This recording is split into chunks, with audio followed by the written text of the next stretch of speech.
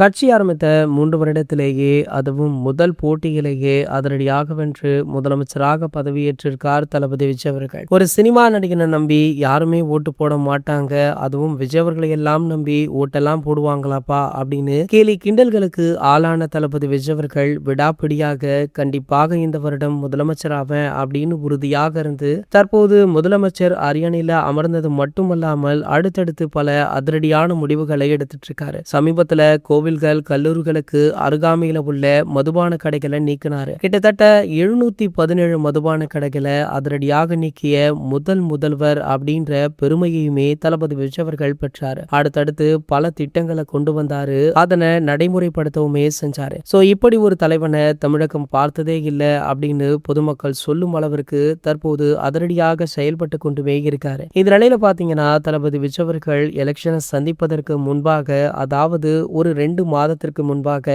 அவருடைய மனைவியான சங்கீதா விஜய் அவர்களிடமிருந்து விவாகரத்து மனு வெளியாச்சு. அந்த மனுவுல விஜய் அவர்களை பற்றி பல அவதூறான செய்திகளை அவங்க மென்ஷன் பண்ணியிருந்தாங்க.